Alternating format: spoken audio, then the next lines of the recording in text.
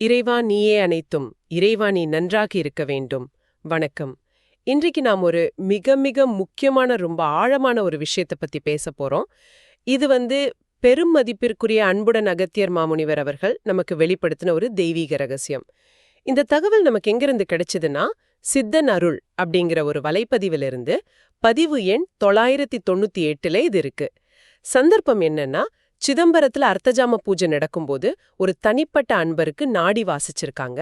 அப்போ அந்த மகாமுனிவர் சரி இது எல்லாருக்கும் பயன்படட்டும்னு இந்த பொதுவான ஆனா ரொம்ப சூக்ஷ்மமான ஞானத்தை நமக்கு கொடுத்திருக்காங்க. நாடி வாசிப்பு, அதுவும் சிதம்பரத்துல அர்த்தஜாம பூஜையில ரொம்ப சக்தி வாய்ந்த ஒரு சூழல் அது. ஆமா, அப்போ வெளிப்பட்ட ஞானம் தான் இது. நம்ம நோக்கம் என்னன்னா, அந்த மாமுனிவரோட வார்த்தைகள் வழியா சிவபெருமானோட இரவு நேர சஞ்சாரத்தை பத்தி தெரிஞ்சுக்கிறது. இது உங்க எல்லாரோட நலனுக்காகவும் பகிரப்படுற ஒரு அலசல். சரி, அப்ப அந்த முதல் வெளிப்பாட்டுக்கு போலாமா? அன்புடன் அகத்தியர் மாமுனிவர் என்ன சொல்றாங்கன்னா, சிதம்பரம் திருத்தலத்துல குறிப்பா பௌர்ணமி இல்ல அமாவாசை திதிகள்ல யாராவது தங்கியிருந்தாலோ இல்ல அங்க உறங்கினாலோ சிவபெருமானோட இருப்ப உணர்த்துற சில ஒலிகளை கேட்க முடியுமா? அப்படியா? என்ன மாதிரி ஒலிகள்? சும்மா ஏதோ சத்தம் இல்ல. குறிப்பா சொல்றாங்க, உடுக்க சத்தம் கேக்குமா, அப்புறம் யாரும் நடக்கிற மாதிரி நட சத்தம், கூடவே சலங்கை ஒலியும் கேக்கும்னு சொல்றாங்க. உடுக்க நடை சலங்கை. இது ஏதோ கற்பனை இல்லன்னு அழுத்தமா சொல்றாங்க. அப்பனே இங்கு திரிவார் என்பது திண்ணம் அப்படின்னு ரொம்ப உறுதியா சொல்றாங்க. அதாவது சிவன் அங்க உலவுறது நிச்சயம்னு. ஆனா ஒரு விஷயத்தையும் சொல்றாங்க, இந்த ஒலிகளை கேக்குற பாக்கியம், அந்த சூட்ச்மத்தை உணர்ற தன்மை, அது பெரும்பாலும் ஞானிகளுக்கு மட்டும்தான் சாத்தியம், மத்தவங்களுக்கு இது சட்டுன்னு விளங்காதுன்னு சொல்றாங்க. ஆமா, இதுல கவனிக்க வேண்டிய விஷயம், இந்த ஒலிகள் சும்மா சத்தம் இல்ல, அது ஒவ்வொன்னுக்கும் ஒரு அர்த்தம் இருக்கு. உடுக்கை ஒலி, அது படைப்போட அதிர்வு, லயத்தோட ஓசை. நடையோசை, அது இயக்கம், இறைவன் அங்க இருக்கார், நடமாடுறாருங்கிறதுக்கான நேரடி சாட்சி. சலங்கை ஒலி, அது சொல்லவே வேண்டாம், நடராஜரோட ஆனந்த தாண்டவம் இல்லையா, அந்த தெய்வீக பரவசத்தோட ஓசை. நிச்சயமா. அப்புறம் இந்த பௌர்ணமி அமாவாசை நாட்கள்ல இது கேக்குன்னு சொல்றதே, அந்த திதிகள் ரொம்ப விசேஷமானவ. சந்திரனோட தாக்கம் அதிகமா இருக்கும். மனசோட நிலையும் இயற்கையோட சூட்ச்ம ஆற்றல்களும் அப்போ வேற மாதிரி இருக்கும். அப்போ இந்த லௌகிக உலகத்துக்கும் அந்த தெய்வீக உலகத்துக்கும் நடுவில் இருக்கிற திரை கொஞ்சம் விலகுன்னு சொல்லுவாங்க. அதனால தான் அந்த ஞானிகள், அதாவது புலன்களை கடந்து உள்ளுணர்வால் அறியும் பக்குவம் உள்ளவங்க இந்த ஒலிகளை உணர முடியுது. சூட்ச்மம்னு சொல்றது இதுதானா? சரியா சொன்னீங்க. சூட்ச்மம்னா அதுதான். நம்ம சாதாரண கண் காதால அறிய முடியாத நுட்பமான ஒரு நிலை.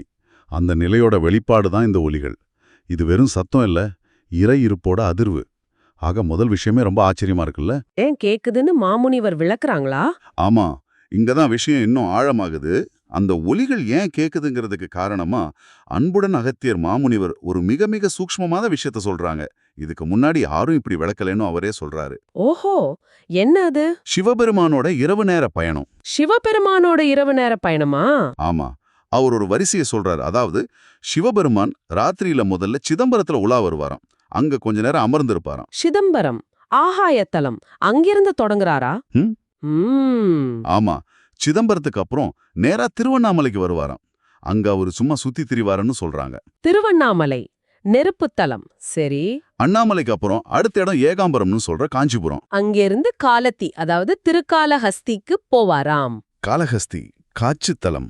அப்புறம் கடைசியா விடியற்காலை நேரத்துல திருவானைக்காவல் போய் அங்கே நீராடுவார்னு அன்புடன் அகத்தியர் மாமுனிவர் மிக தெளிவா அந்த பயண வழிய சொல்றாங்க. அடேங்கப்பா, சிதம்பரம், திருவண்ணாமலை, காஞ்சிபுரம், காளஹஸ்தி, திருவானைக்காவல், இது பஞ்சபூத ஸ்தலங்களாச்சே. சரியா சொன்னீங்க, அதுதான் விஷயமே. அப்படியானா அன்புடன் அகத்தியர் மாமுனிவர் என்ன சொல்ல வராரு? சிவபெருமான் ஒவ்வொரு ராத்திரியும் இந்த பிரபஞ்சத்தோட 5 அடிப்படை சக்திகளோட இருப்பிடங்களுக்கும் சூக்ஷ்மமா பயணம் செய்யறாரா? ஆமா, அப்படிதான் தோணுது. இது எவ்வளோ பெரிய ஒரு வெளிப்பாடு யோசிச்சு பாருங்க. அவர் வெறும் கோயிலுக்கு போகல, பிரபஞ்சத்தோட ஆதார சக்திகளுக்கே பயணம் செய்யறாரு. ஆகாயம், நெருப்பு, நிலம், காற்று, நீர். அப்போ இந்த வரிசைக்கு ஏதாவது அர்த்தம் இருக்குமா? ஆகாயம், நெருப்பு, நிலம், காற்று, கடைசியா நீர்ல நீராடுறது சும்மா தற்செயலா இருக்குமா? நிச்சயமா தற்செயல் கிடையாது. இதுல ஆழமான தத்துவம் இருக்கு. இதுக்கு பேர் தான் சேக்ரெட் ஜியாகிரபி, புனித புவியியல். அதாவது பூமியில சில இடங்கள் தெய்வீக ஆற்றலோட பிரபஞ்ச இயக்கத்தோட நேரடி தொடர்புல இருக்குங்கிறது. ஏன் இந்த வரிசை ஆகாயத்துல ஆரம்பிச்சு நெருப்பு, நிலம், காற்று வழியா போய் விடியற்காலையில நீர்ல முடியுது? இது ஒரு சுழற்சியா இல்ல பிரபஞ்ச ஆற்றலோட ஒரு ஓட்டமா? யோசிச்சு பாருங்க. சிதம்பரத்தோட எல்லையற்ற வெளியில ஆகாயம் ஆரம்பிச்சு, திருவண்ணாமலையோட ஞான நெருப்புல அக்னி தீவிரமாகி, காஞ்சியோட ஸ்திரத்தன்மையில நிலம் நிலை பெற்று, காளஹஸ்தியோட உயிர் மூச்சுல காற்று கலந்து, கடைசியா திருவானைக்காவலோட ஜீவாதாரமான நீர்ல ஜலம் விடியல்ல தூய்மையாகுது. ஒருவேளை இது உயிரோட ஆன்மீக பயணத்தோட குறியீடா இருக்குமோ, இல்ல உலகை இயக்குற பஞ்சபூத சக்திகளை இறைவன் ஒவ்வொரு ராத்திரியும் நேரடியா போய் உயிர்ப்பிக்கிறாரா, சமநிலைப்படுத்துறாரா? இந்த கேள்விகள்லாம் நம்ம சிந்தனையை தூண்டுது இல்லையா? நிச்சயமா இந்த தலங்களை நம்ம பார்க்குற விதமே மாறுது இப்போ.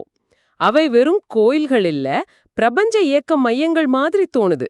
சரியான வார்த்தை, பிரபஞ்ச இயக்க மையங்கள். இன்னொரு ஆச்சரியம் என்னன்னா, இந்த நாடி வாசிச்சது ஒரு அமாவாசை அன்னைக்கு சிதம்பரத்துல. மாமுனிவர் சொன்ன அந்த விசேஷ நாள்ல ஒண்ணு. அப்படியா? அது மட்டும் இல்ல, இந்த உரையாடலை பதிவு செஞ்சப்போ பின்னாடில ரொம்ப மெல்லுசா சலங்கை ஒலி கேட்டதாவும் அந்த வலைப்படிவுல சொல்லியிருக்காங்க. சலங்க ஒலியா? பதிவிலையவா? ஆமா, இது தற்செயலா இருக்க முடியுமா? மாமுனிவர் சொன்ன சலங்கை ஒலி அவர் சொன்ன அமாவாசை அன்னைக்கு சிதம்பரத்துல, அதுவும் நாடி வாசிக்கும்போது பதிவாகிறது. இது உண்மையிலேயே வியப்பா இருக்கு. ஞானிகள் வாக்கு சொல்ற அதே நேரத்துல, அதே இடத்துல இப்படி ஒரு ஒலி சான்று கிடைக்கிறது, அதுவும் மாமுனிவர் குறிப்பிட்ட ஒலி. இது அவர் சொன்ன அந்த சூட்சும நிகழ்வோட உண்மைத்தன்மைக்கு ஒரு வலு சேர்க்கிற மாதிரி தான் இருக்கு. அந்த மூலத்துல இதை உணரும் பாக்கியம் வெகு சிலருக்கே கிடைத்துள்ளதுன்னு சொல்றாங்க. அப்போ இது எவ்ளோ அரிதான அனுபவம்னு புரியுது.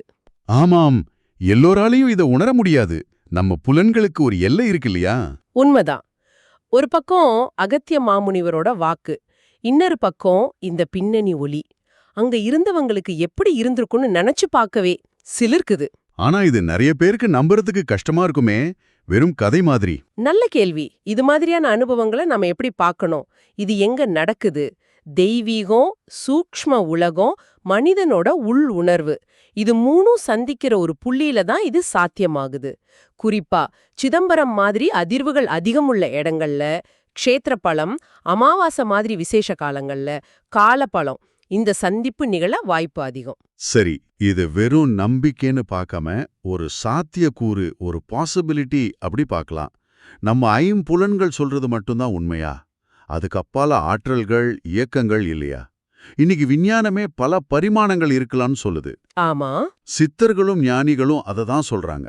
அவங்களோட உள்நோக்கு பார்வையால, தவ வலிமையால இந்த சூக்ஷ்ம உண்மைகளை உணர்ந்து சொல்றாங்க. இந்த சலங்கை ஒலி மாதிரி விஷயங்கள் அந்த சாத்திய கூறுகளுக்கான சின்ன ஜன்னல்கள் மாதிரி. அது நம்மளை யோசிக்க வைக்குது. ரொம்ப தெளிவா சொன்னீங்க.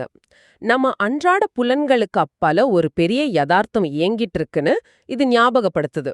அன்புடன் அகத்தியர் மாமுனிவர் மாதிரி மகா ஞானிகள் அவங்களோட கருணையால இப்படிப்பட்ட விலை மதிக்க முடியாத தகவல்களை நமக்கு கொடுத்திருக்காங்க. அதுக்காக நாம ரொம்ப நன்றியோட இருக்கணும். இந்த தெய்வீக ரகசியத்தை, சிவபெருமானோட இந்த இரவு பயணத்தை, அந்த ஒலிகளை நீங்களும் மனசுல வச்சு ஆழமா சிந்திக்கணும். இதுவே ஒரு பெரிய பாக்கியம் இல்லையா? யாருக்கு தெரியும், அந்த உடுக்கை ஒலியோ, நடையோசையோ, சலங்கை ஒலியோ கேட்கிற அருள் ஒரு நாள் உங்களுக்கோ எனக்கோ கூட கிடைக்கலாம். நிச்சயமா. அந்த எதிர்பார்ப்பும் நம்பிக்கையும் தான் முக்கியம். அது மட்டும் இல்ல, இது மாதிரி ஆன்மீக எழுச்சி ஊற்ற தகவல்களை நாம பகிர்றதும் ரொம்ப முக்கியம்.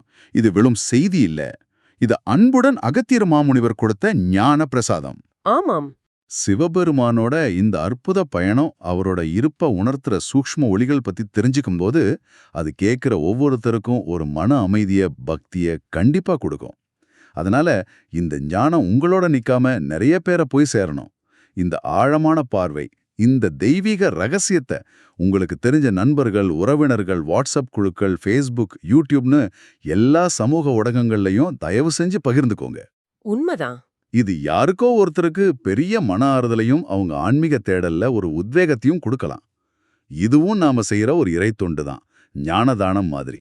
ஆமா, பகிர்வதன் மூலமா இந்த ஞான ஒலி பரவட்டும். ஆக இந்த நீண்ட அலசல்ல இருந்து நாம எடுத்துக்க வேண்டிய முக்கியமான விஷயம் என்னன்னா, பெரும் கருணையாளர் அன்புடன் அகத்தியர் மாமுனிவர் அவர்கள் சொன்ன மாதிரி பஞ்சபூத ஸ்தலங்கள் உட்பட பல புனித தலங்களுக்கு நடுவுல சிவபெருமானோட சூக்ஷமமான ஆனா நிஜமான இரவு நேர பயணம் தொடர்ந்து நடக்குது. அவரோட இருப்ப குறிப்பிட்ட காலங்கள்ல இடங்கள்ல சரியான பக்குவம் இருந்தா உணர முடியும். அது ஒலியாகவோ வேற விதமாகவோ இருக்கலாம். இதுதான் முக்கிய செய்தி. சரி, இறுதியா உங்களுக்கான ஒரு சிந்தனை. இப்போ நீங்க சிவபெருமானோட இந்த சூக்ஷ்ம பயணத்தை பத்தி தெரிஞ்சுக்கிட்டீங்க. நீங்க ஒருவேளை இந்த 5 ஸ்தலங்கள்ல இருந்தோ இல்ல வேற புனித தலங்கள்ல இருந்தோ ரொம்ப தூரத்துல இருக்கலாம், பரவாயில்ல. ஆனா இந்த அறிவு அந்த தலங்களோட உங்களுக்கு இருக்கிற மன ரீதியான ஆன்மீக ரீதியான தொடர்பை எப்படி இன்னும் ஆழமாக்கும்? நல்ல கேள்வி. நீங்க எங்க இருந்தாலும் இறைவன் இப்படி சூக்ஷ்மமா இயங்கிட்டு இருக்காருங்கிற எண்ணம் உங்க பிரார்த்தனைக்கு, தியானத்துக்கு இல்ல சும்மா அவரை நினைக்கிறதுக்கு ஒரு புதிய அர்த்தத்தை கொடுக்காதா? நாம தினமும் பயன்படுத்துற புலன்களுக்கு அப்பாற்பட்ட ஆற்றல்களும் இருப்புகளும் இயக்கங்களும் இந்த பிரபஞ்சத்துல தொடர்ந்து நடந்துட்டு இருக்கலாங்கிற சாத்தியத்தை ஒரு கணம் ஆழமா சிந்திச்சு பாருங்க. அதுவே நம்ம பார்வையை விரிவாக்கும், நம்ம அகங்காரத்தை குறைக்கும், இறைவன் கிட்ட நம்மளை இன்னும் நெருக்கமா கொண்டு போகும்.